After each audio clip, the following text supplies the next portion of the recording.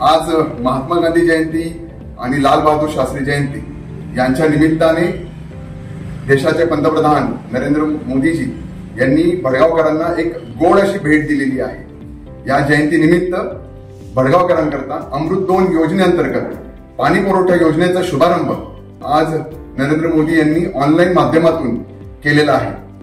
भडगावकरांनो, 133 कोटीची असलेली ही योजना, या योजनेमध्ये गिरणा नदीवर एक केटीवर बांधला जाणार आहे, जे वितरित केलेलं जाणारं पाणी आहे या निमित्ताने ह्या बंधाऱ्यामार्फत अडवलं जाणार आहे आणि एक 5 पाण्याच्या टाक्या आणि संपूर्ण शहरामध्ये साधारण 125 किलोमीटरचं जाळं, पाईपलाईनचं जाळं या निमित्ताने उभं राहणार आहे आणि प्रत्येक घराला या योजनेअंतर्गत शुद्ध असं पिण्याचं पाणी हे आपल्याला मिळणार आहे आणि साधारण 2 वर्षामध्ये ही योजना ही पूर्णत्वास येणार आहे।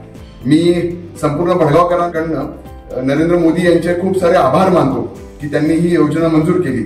या योजनेमध्ये 50% वाटा हा केंद्र सरकारचा, 45% हा वाटा राज्य शासनाचा आणि 5% हा नगरपालिकेचा आहे। तर मी राज्य शासन सुद्धा या निमित्ताने आभार मानतो। आपले मुख्यमंत्री शिंदे साहेब, उपमुख्यमंत्री देवेंद्र फडणवीस साहेब, दुसरे उपमुख्यमंत्री पवार साहेब यांनी या योजनेला सुद्धा मोठा हातभार लावला आणि मंजूर केली।